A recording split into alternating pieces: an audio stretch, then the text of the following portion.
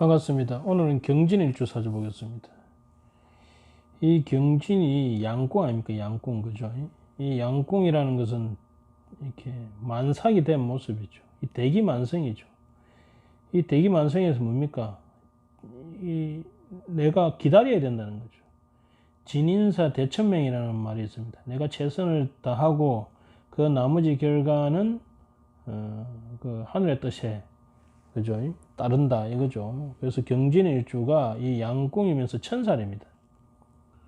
이 천살의 기운이 있는 사람들은 이 되게 나쁘게 표현하면 원인이 모르는 그러한 그 원인을 모르는 그런 병이라든지 일을 당하는 경우가 많죠.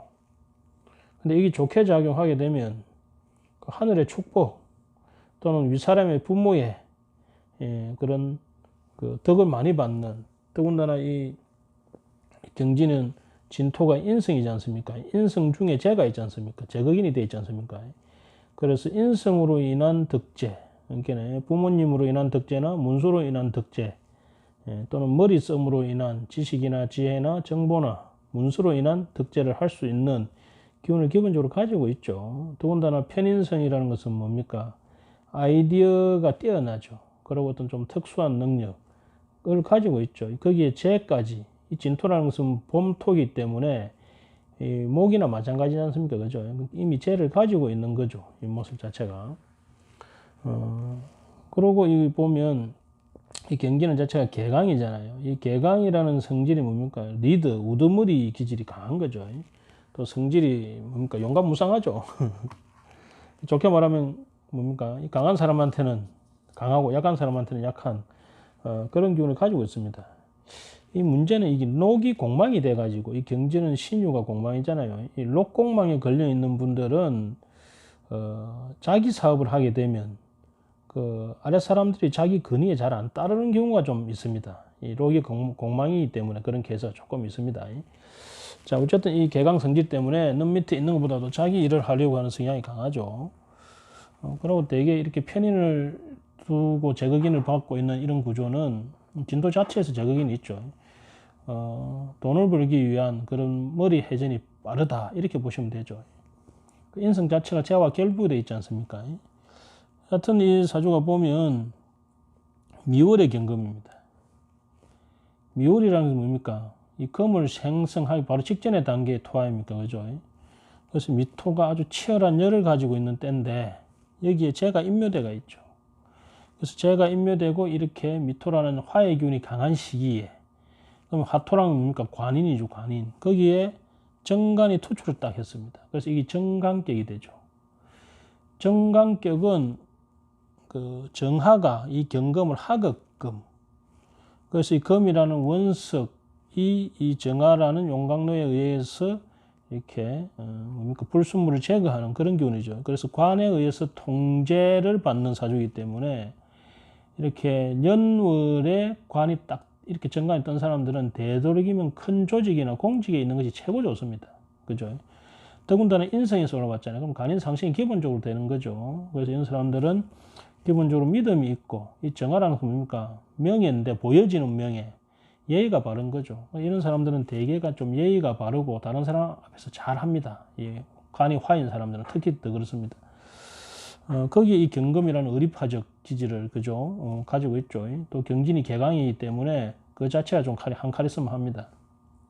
거기에 정관성을 가지고 있기 때문에 남자 아닙니까? 그러니까 남성적으로 생겼으면서 사람이 의리 있고, 그러면서도 뭡니까? 정관이기 때문에 모범적으로 보이는, 믿음이 있는, 신용이 가는 정관정인이니까 그런 성향을 가지고 있습니다. 근데 이 정관격에 있어서 가장 조심해야 될 운이 뭡니까? 이 상관운이지 않습니까? 상관이 와서 상관경관을 해버리면 이 관에 문제가 생깁니다. 그죠? 그래서 이 드러난, 그죠? 이 정관이 천간이 떴다는 것은 다른 사람들은 다 그 지역에서는 알려져 있다 이 소리죠. 거기에 상관이 딱 떠버리면 그 사회에서 자기가 쪽을 팔릴 일, 자기 명예가 더럽혀지는 일이 있을 수 있다. 또는 자기의 사회가 그런 무법천지로 변할 가능성도 있는 거죠.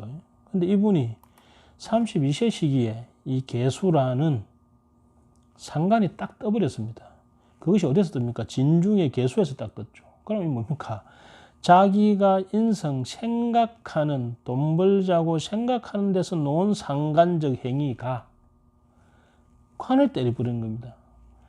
이분은 가만히 있으면 그 지역 사회에서 자기 부모에 의해 가지고 그 환경에 의해서 잘 먹고 잘 사주죠. 정관 정인이면 그야말로 사회 보장이 잘 돼 있는 데서 사는 거지 않습니까?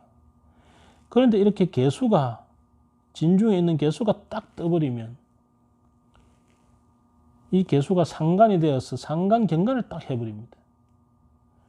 그 출처가 다른 데도 아니고, 만약에 이 진토가 년이랑 월에 있었다 하면 그 사회에서 그런 일이 일어나는 거죠. 자기한테 영향 끼치는 건 그 뒤에 끼칩니다. 사회가 엉망진창이 되는 거죠. 그런데 이 상간이 진중에 있는 자기의 인성, 머릿속에 있는 얼목과 같이 있는 돈 벌고자 하는 이 상간적 행위가 딱 드러나서 상간경간을 딱 하게 되죠. 그러면 대개 이런 분들은 이때 돈을 벌고자 내 간을 더럽히는 편법적인 일을 할 가능성이 커집니다. 더군다나 이 상간이 이 개수라는 죄를 딱 달고 왔지 않습니까? 그죠? 그러면서 이 정인의 제거긴이 딱 들어갑니다. 그러면 그야말로 이 부모 또는 이 환경에서 다 먹고 살 거를 만들어 줬는데 이 친구가 돈 벌기라고 엉뚱한 일을 벌리게 되는 거죠. 그러면서 상간경간이 딱 들어가면서 이때부터 막 일저일 벌리게 되겠죠. 그것이 묘미목, 묘진목 하게 되니까 목에 관한 것. 목에 관한 것은 뭡니까? 건축이라든지 교육 관련 사업이라든지, 그죠? 이렇게 좀 새로운 것에 받아들여가지고 일을 하게 되죠. 그래서 이 시기에 이분이 그런 여러 가지 사업을 하게 돼요.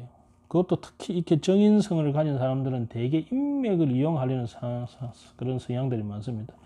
왜냐? 정관 정인을 가진 사람은 기본적으로 그 지역에서 좀 인기가 있는, 그죠? 그리고 이런 사람은 상당히 의리파도 의리파지만 사람이 정이 많아요.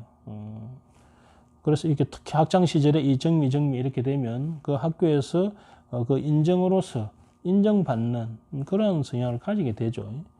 그런데 이렇게 제가 상관을 딱 달고 와서 돈 번다고 그 인맥을 활용하려고 하다가 상관경관이 들어가니까 하는 일마다 촉촉 망하게 됩니다. 그것도 이 사람을 쉽게 믿고 이렇게 하면 될 거라 하고 이렇게 생각해서 했는데 그게 뜻대로 잘 안 돼요.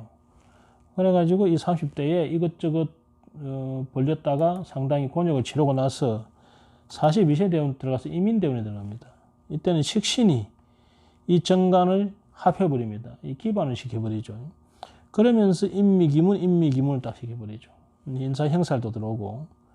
그래서 이 이민대원에는 이제 인맥으로 하는 것이 아니고 이민대원에는 이 식신을 이용해서 인목을 쓰는 그 통나무 관련해서 또 사업을 하게 됩니다. 그 사업에서 이게 이 인미기문이 되니까 그 사업에 이렇게 꼬인다 해야 되나 홀리게 되죠. 그런데 우리가 이렇게 정관이 있을 때, 이 정관이 이렇게 두 개가 나타났을 때, 이 식신이 와서 합을 할 때 이것이 투합이 되는데 이것을 이 정관 한 개만 합을 시키고 또 한 개는 남아서 관을 형성하지 않느냐. 뭐 이런 이론도 있죠. 또 어떤 사람은 이 임수가 와서 두 개를 다 그냥 잡아버린다는 이론도 있고, 여러 가지 이제 이론이 있는데 이 사주의 경우에는 이 임수가 들어나가지고 이 관들이 다 묶여버립니다. 그래가 이 친구가 그런 이 임목이라는 통나무 관련한 사업을 하게 다시 시작하는데 이 식신들을 이용해서 그런데 이 관들이 다 문제가 생겨가지고 부도를 맞게 되죠. 그래서 한마디로 이 계묘 이민운에 이 드러난 이 정관들이 전부 묶여가지고 우리가 이 중간이라고 하는데 원래 우리가 이 격국으로 보면 상관 경관은 흉하지만은 이렇게 중간일 때 관을 하나를 이렇게 제거해주면 이렇게 좋다고 우리가 이제 해석을 많이 하죠. 그런데 확실히 이렇게 정인이 월에 있을 때 이 정인이 제거인이 되는 것은 상당히 흉한 경우가 많습니다. 근데 우리가 상담을 해보면 이렇게 인성이 가다 할 때는 정인이든 편인을 와서 제거인을 해주는 경우가 좋거든요. 그때 이렇게 자기의 생각이나 이론이나 인맥을 활용해서 덕제를 하는 경우가 많습니다. 그런데 이 경우 격이 정관격이기 때문에 이 정관을 묶거나 정관을 상관경관하면서 제가 제거인이 들어오니까 확실히 이 사람이 돈 번다고 이 20년 동안 여러 가지 인목묘목이니까 이런저런 일이죠. 목이라는 건 또 새로운 거, 희망찬 거, 뭐 나무 관련된 거, 올리는 거, 기획하는 거, 꾸미는 것, 여러 가지 해석을 할 수 있는데 그것들이 대부분 다 실패를 하게 되는 그러한 형상으로 이제 가게 되죠. 그래서 원래 이 정관정인이라는 이 연월에 타고나게 아주 안정된 기운을 가지고 있으면서도 그것을 자기의 이렇게 진중에서 드러난 이 식상기운 때문에 그것을 다 파괴하는 그러한 형태로 가버립니다.